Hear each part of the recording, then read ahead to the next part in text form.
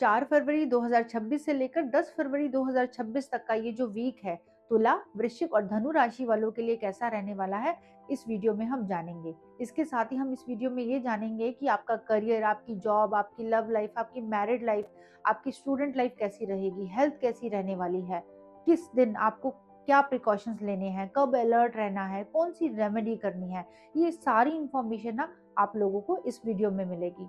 इसके साथ ही ये जो वीकली राशिफल है, इसे मैं चंद्रमा के गोचर के हिसाब से बता रही हूँ। तो जो भी आप लोगों की चंद्र राशि है, उसके हिसाब से आप अपना वीकली राशिफल चेक कर सकते हैं। तो सबसे पहले बात करेंगे हम तुला राशि वालों के बारे में। तुला राशि वालों की बात करें ना, तो ये वीक आप लोगों को बहुत ज्यादा सोचने पर मजबूर कर सकता है। इस वीक की स्टार्टिंग में आप देखोगे कि चंद्रमा का गोचर आपके 11th हाउस में रहने वाला है, केतु के साथ। 11th हाउस जो कि आपकी इच्छा पूर्ति का भाव है, लाभ का भाव है, आपके बड़े भाई बहनों का भाव है, आपके सोशल नेटवर्क का भाव है। तो इन सारी चीजों में ना कहीं आप जो है डिससेटिस्फेक्शन फील कर सकते हो, जिनसे आप लोगों ने बहुत ज्यादा उम्मीदें पाल रखी हैं, बहुत ज्यादा एक्सपेक्टेशन जिन लोगों से आपने लगा रखी है ना कहीं आपकी एक्सपेक्टेशन टूटने के यहाँ पर चांस बनते हैं। कहीं ना कहीं मन आप लोगों का यहाँ पे आपके दोस्तों से, आपके भाई बहनों से खट्टा हो सकता है। तो यहाँ पर कुछ प्रिकॉशंस आप लोगों को जरूर रखने चाहिए। वो है, बहुत ज्यादा किसी से उम्मीदें ना लगाएं, बहुत ज्यादा एक्सपेक्टेशन किसी से ना रखें। इच्छा पूर्ति तो यहाँ पर होगी, लेकिन बहुत ज्यादा हार्डवर्क और मेहनत करने के बाद। तो आप लोग कोशिश करें कर्म करने की। इच्छा जो फल है ना, वो आपको आपके परमात्मा पर छोड़ देना चाहिए। इसके साथ ही 11th हाउस जो है ना, आपके बड़े भाई बहनों का भी भाव है। तो कहीं ना कहीं आप अपने बड़े भाई बहनों के साथ जो है थोड़ा सा डिस्कनेक्ट फील कर सकते हो। तो यहाँ पर कोशिश करनी चाहिए अपने बड़े भाई बहनों के साथ बना कर रखे। और एक चीज और ध्यान रखनी चाहिए कि आंख बंद करके किसी पर भी ट्रस्ट नहीं करना है। इसके बाद 5 फरवरी को चंद्रमा का गोचर आपके 12th हाउस में रहने वाला है। 12th हाउस जो कि खर्चों का भाव है। तो यहाँ कहीं ना कहीं खर्चे आप लोगों की बहुत ज्यादा रह सकते हैं, नींद डिस्टर्ब रह सकती है, ओवर थिंकिंग आप लोग कर सकते हो, पुरानी बातों को लेकर जो है ना आप थोड़े डिस्टर्ब रह सकते हो, रिग्रेट फील कर सकते हो। तो यहाँ पर आप लोगों को कुछ सावधानी जरूर रखनी चाहिए।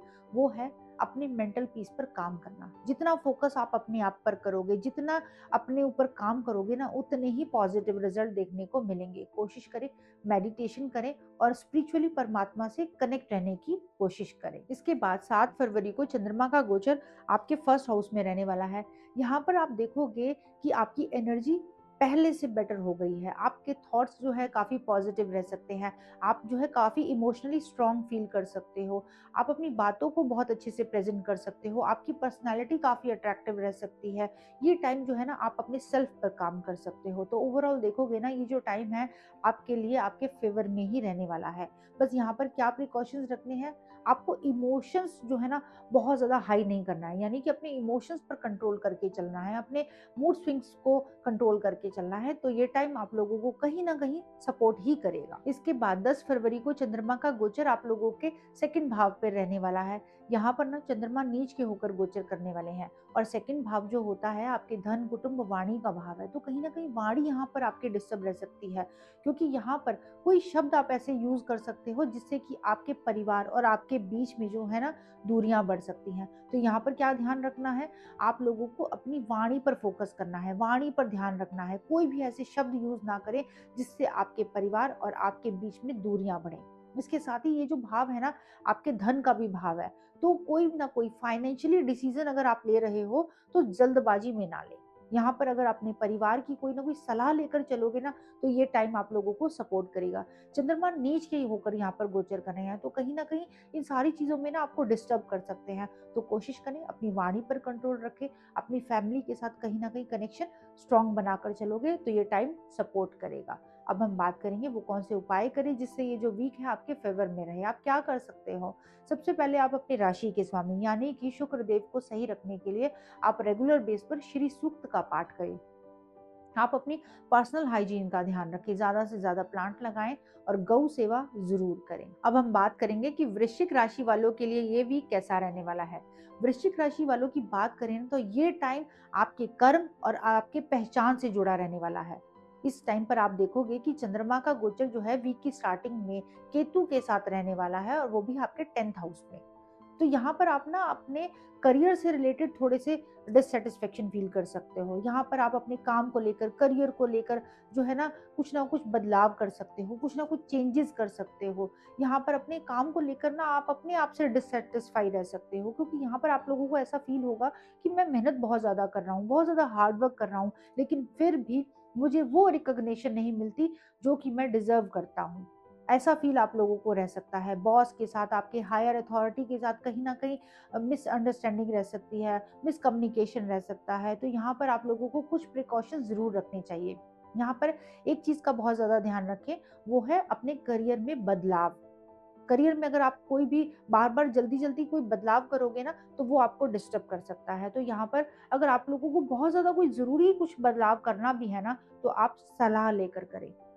बहुत ज़्यादा पेशेंस रखकर शांति के साथ डिसीजन लें, तब आगे बढ़े, नहीं तो ये टाइम आप लोगों को डिस्टर्ब भी कर सकता है। इसके बाद 5 फरवरी को चंद्रमा का गोचर आपके 11th हाउस में रहने वाला है, तो ये टाइम कहीं ना कहीं आपको सपोर्ट करने का काम करेगा, क्योंकि 11th हाउस ना आपकी इच्छा पूर्ति का भाव है, आपके लाभ का भाव है, बड़े भाई बहनों का भाव है, आपके सोशल कनेक्शन का भाव है। तो कहीं ना कहीं इन सभी से कहीं ना कहीं बेनिफिट होने के चांस बनते हैं। आपके सोशल कनेक्शन के साथ जो है आपके कनेक्शन और ज़्यादा स्ट्रॉन्ग हो सकते हैं, और ज़्यादा बेनिफिट आपके होने के चांस बनते हैं। आपकी ना लॉन्ग टर्म की कोई ना कोई जो है आप प्लानिंग कर सकते हो, उस पर आप लोगों का फोकस रह सकता है। कोई पुरानी इच्छा पूरी होने के यहाँ पर चांस बन सकते हैं। बस यहाँ पर क्या प्रिकॉशंस रखने हैं, बहुत ज़्यादा एक्सपेक्टेशन किसी से नहीं रखनी है, और ना ही आंख बंद करके किसी पर भी भरोसा करना है। 7 फरवरी को चंद्रमा का गोचर आपके 12th हाउस में रहने वाला है। 12th हाउस जो कि आपके खर्चों का भाव है, कहीं न कहीं लॉस का भी भाव है, पेन का भाव है।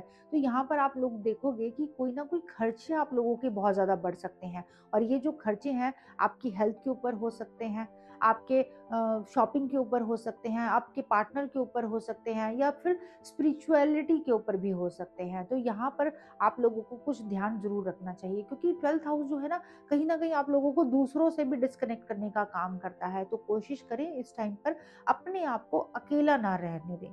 यानी कि फोकस करें, आप जो है परमात्मा से कनेक्टेड रहे, आध्यात्म की तरफ जो है अपना जो कनेक्शन बनाकर चलें।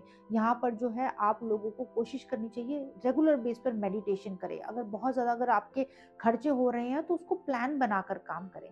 प्लानिंग बनाकर करेंगे, मैनेजमेंट अपना सही रखेंगे, तो ये टाइम कहीं न कहीं सपोर्ट करेगा। नहीं तो खर्चे ज़्यादा होने की वजह से आपकी ओवरथिंकिंग हो सकती है, जिसकी वजह से आपका मेंटल पीस भी डिस्टर्ब हो सकता है। तो ये चीज़ का ध्यान आप लोगों को ज़रूर रखना चाहिए। इसके बाद 10 फरवरी को चंद्रमा का गोचर आपके फर्स्ट हाउस में रहेगा। तो यहाँ पर आप देखोगे ना, चंद्रमा नीच के होकर गोचर कर रहे हैं, लेकिन फिर भी यहाँ पर आपकी पर्सनैलिटी काफ़ी अट्रैक्टिव रह सकती है, मूड स्विंग्स ज़्यादा रह सकते हैं, आप जो है अपने आप से एक्सपेक्टेशन ज़्यादा रख सकते हो, अपना कंपेयर ज़्यादा लोगों से कर सकते हो, जो कि आपके लिए नुकसानदायक हो सकता है। यहाँ पर क्या प्रिकॉशंस रखने हैं, आप लोगों को अपना कंपैरिजन ना किसी से भी नहीं करना है, क्योंकि जितना आप अपना कंपैरिजन दूसरे लोगों से करोगे, उतना ही अपने आप से डिससैटिस्फाई रहोगे। यहाँ पर कोशिश करें, आप जो है अपनी स्किल्स पर काम करें, अपनी पर्सनैलिटी पर काम करें, अपने आप को हील करने की कोशिश करें, अपने मेंटल पीस को बरकरार रखने की कोशिश करें। तो देखेंगे ये वीक कहीं ना कहीं आपको सपोर्ट करेगा। तो अब हम बात करेंगे वो कौन से उपाय करें जिससे ये जो वीक है आपके फेवर में रहे। सबसे पहले तो आप अपनी राशि के स्वामी यानी कि मंगल देव को सही रखने के लिए ना आप रेगुलर बेस पर जो है हनुमान चालीसा का पाठ करें। आप शिव आराधना भी कर सकते हैं, ज्यादा से ज्यादा प्लांट लगाएं और बेजुबान जानवरों की सेवा करें। अब हम बात करेंगे कि धनु राशि वालों के लिए ये वीक कैसा रहने वाला है। धनु राशि वालों की बात करें ना, तो ये वीक आपके बिलीफ सिस्टम को हिला सकता है, क्योंकि आप देखोगे चंद्रमा का जो गोचर है आपके वीक के स्टार्टिंग में ही 9th हाउस में रहने वाला है। 9th हाउस जो कि आपके धर्म का भाव है, आपके भाग्य का भाव है, आपके पिता, आपके गुरुओं का, आपके स्पिरिचुअल गुरुओं का भाव है, हायर स्टडी का भाव है, यात्राओं का भाव है। तो यहाँ पर इन सारी चीजों में आप लोगों को कहीं ना कहीं जो है कंफ्यूजन रह सकती है, आप इनसे डिससेटिस्फाई रह सकते हो। आपको जो है ना, हो सकता है कि टाइम पर आपके पिता की, आपके गुरुओं की गाइडेंस ही ना मिले, या फिर गलत गाइडेंस की वजह से आप जो है इस टाइम पर डिस्टर्ब भी हो सकते हो। तो यहाँ पर जो है आप लोगों को क्या कोशिश करनी है, आप ना अपना जो है ना धर्म के साथ कनेक्शन बनाए रखें, किसी भी धर्म के बारे में कोई भी गलत अपशब्द ना बोलें।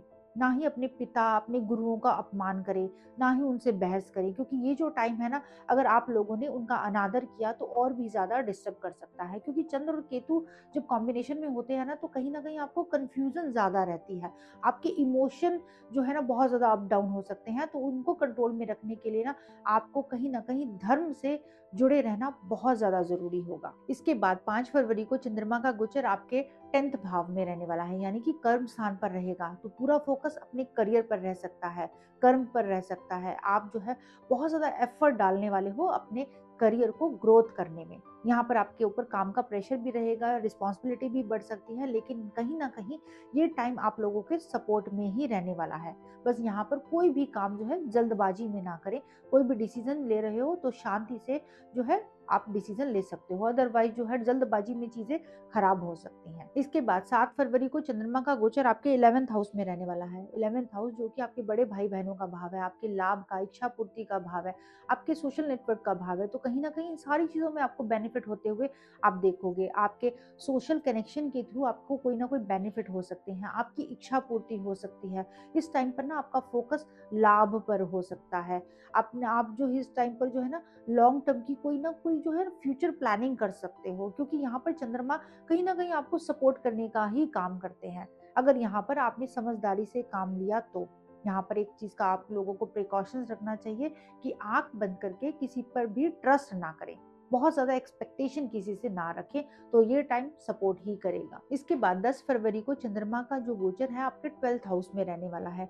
यहाँ पर चंद्रमा नीच के होकर गोचर करेंगे, तो यहाँ कहीं ना कहीं आप अपने आप को आइसोलेट फील कर सकते हो, लोगों से अपने आप को डिस्कनेक्ट फील कर सकते हो। यहाँ पर आपका जो मन है ना थोड़ी सी बेचैन रह सकता है, एंजाइटी, फियर आप लोगों को रह सकता है, ओवर थिंकिंग आप लोग कर सकते हो। यहाँ जो टाइम रहने वाला है ना वो अपने ऊपर काम करने का रहने वाला है, अपने ऊपर फोकस करने का रहने वाला है, अपने आप को हील करने का रहने वाला है। तो यहाँ पर आप लोगों की बजाय ना अपने पर फोकस करके चलोगे तो ये टाइम कहीं ना कहीं सपोर्ट करेगा।